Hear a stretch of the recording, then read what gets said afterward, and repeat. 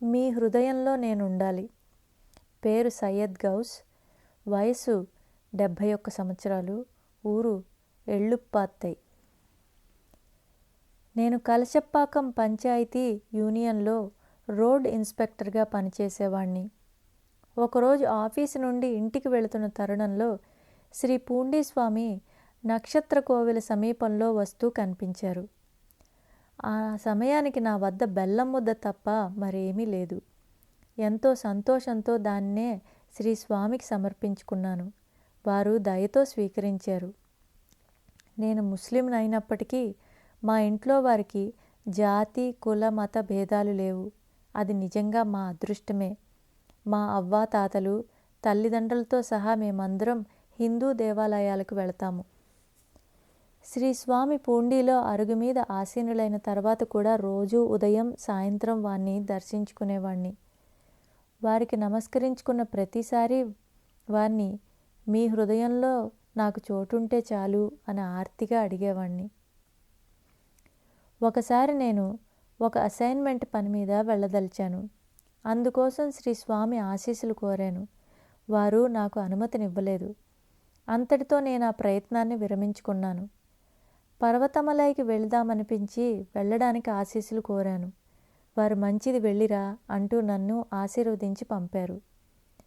మరోసారి నాగూర్ వెళ్ళాలని ఉందని అనుమతించమని వారిని ప్రార్థించాను. వారు నేను వస్తాను అంటూ దీవించారు. నేను నాగూర్కు బయలుదేరి వెళ్ళాను. దర్గా సమీపంలో ఒక సాధువు కనిపించారు. వారు నా కోసమే వేచి చూస్తున్నట్లుగా అనిపించినా నేను పట్టించుకోక నా దారిని నేను వెళ్ళాను. దర్గాకు వెళ్ళి వచ్చిన తర్వాత నాతో వస్తానని చెప్పిన శ్రీ స్వామి ఆ రూపంలో వచ్చి ఉంటారనిపించింది. వారిని గుర్తించనందుకు చాలా బాధ కలిగింది. నేను ప్రతిరోజు రాత్రి పడుకునే ముందు మా మతానుసారం భగవంతుని ప్రార్థిస్తాను. ఆ సమయంలో శ్రీ పూండీస్వామిని మీ అనుగ్రహం నాకెప్పుడూ ఉండాలని ప్రార్థిస్తాను. ఒకరోజు వారిని దర్శించుకున్నప్పుడు వారు నాతో మట్టి రోడ్డు, కంకర్ రోడ్డు, తారు రోడ్డు, సిమెంట్ రోడ్డు అన్నారు. నా జీవితంలో అభివృద్ధి అంచెలంచెలుగా జరుగుతుందని వారి భావమై ఉంటుందనుకున్నాను. నేను భక్తితో ఏమి సమర్పించినా శ్రీ స్వామి కాదనక స్వీకరించేవారు. ఒకసారి ఒక భక్తుడు తాను తెచ్చిన ప్రసాదాన్ని నా చేతుల మీదుగా శ్రీ స్వామికి సమర్పించదలిచాడు. నేను ఆ ప్రసాదాన్ని శ్రీ స్వామికి ఇవ్వబోయాను. వారు నా వైపు తీక్షణంగా చూశారు. నేను వెంటనే ఇక మీదట ఇలా చేయనని శ్రీ స్వామిని క్షమాపణ కోరాను. దయామయులైన శ్రీ స్వామి నన్ను క్షమించారు. కలశప్పాకం పంచాయతీ యూనియన్లో ఒకసారి పనికి ఆహార పథకం క్రింద 384 బస్తాల బియ్యాన్ని నాకిచ్చి పనులు చేపట్టమని చెప్పారు. ఆ పని అత్యంత క్లిష్టమైనది. ఆ పనికి నేను న్యాయం చేయగలనో లేదోనని తోటి ఉద్యోగస్తులు సంశయించారు. శ్రీ స్వామి కృపతో నేను ఆ పనిని విజయవంతంగా పూర్తి చేసి మంచి పేరు సంపాదించుకున్నాను. ఒకరోజు నేను శ్రీ స్వామిని దర్శించుకున్న సమయంలో వారు నాతో నమ్మిన వారికి నటరాజు, నమ్మని వారికి యమరాజు అన్నారు. కళ్ళు పాతవే, నాటకమే కొత్తది. పేరు శివాజీ. వయసు 50 సంవత్సరాలకి పైన. ఊరు పుదినెల్లిమేడు. నా బాల్యంలో శ్రీ పూండీస్వామి తమ భుజానికి ఒక చిన్న మూటను తగిలించుకొని నడిచి వెళుతూ ఉండేవారు. నేను వారి వెనక వెళ్ళేవాణ్ణి. అప్పటి శ్రీ స్వామి గురించి నాకు అంతవరకే జ్ఞాపకం. ఒకరోజు వారు మా ఇంటి అరుగుపై కూర్చున్నారు. వారికి మేము అంబలి కలిపి ఇచ్చాము. శ్రీ స్వామి అంబలి త్రాగిన తర్వాత మమ్మల్ని మంచిది అని ఆశీర్వదించారు. నేను ఎప్పుడు పూండీస్వామిని దర్శించినా వారికి చాక్లెట్ ఇచ్చేవాణ్ణి. వారు నా వంక నిశితంగా చూసేవారు. వారు అలా ఎందుకు నన్ను చూస్తారో నాకు అర్థమయ్యేది కాదు. ఎందుకు అలా చూస్తారు, మీకు నా మీద ఎందుకు కోపం అని మనసులోనే అనుకునేవాణ్ణి. శ్రీ స్వామి పూండీలో అరుగు మీద ఆసీనులైన తర్వాత ఒకరోజు నేను మా నాన్నగారు శ్రీ స్వామిని దర్శించుకున్నాం. శ్రీ స్వామి కోసం తెచ్చిన వడలను వారికి తినిపించాము. నేను మా నాన్న వెనకాలే నిలబడ్డాను. వారు మంచిది మంచిది, మీరు ఏది కావాలన్నా చేయవచ్చు, మనసుకు తృప్తి అని ఆశీర్వదించారు. నాకు బాల్యం నుండి ఏకాంతంగా ఉండడం అంటే ఇష్టం. దేశంలోని ప్రజలందరూ కలిసిమెలిసి ఉండాలని అనిపిస్తుంది. ఒకసారి శ్రీ స్వామి నాతో, కళ్ళు పాతవే, అయితే నాటకమే క్రొత్తది అన్నారు. సర్వజ్ఞుడు. పేరు ఎం మహదేవన్. వయసు 64 సంవత్సరాలు.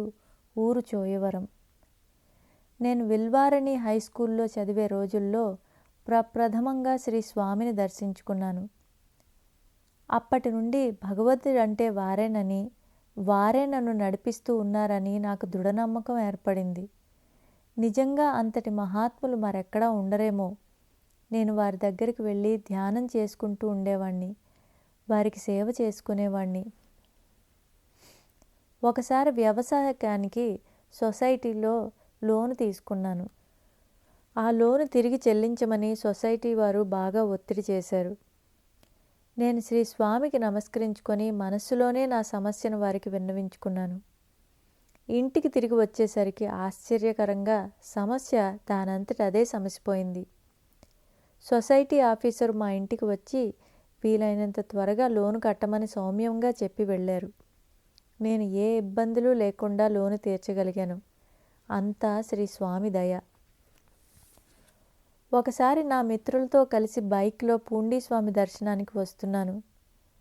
మేము నక్షత్ర కోవెల వద్దకు వచ్చేసరికి నా మిత్రుడు సినిమాకు వెళదామని అన్నాడు.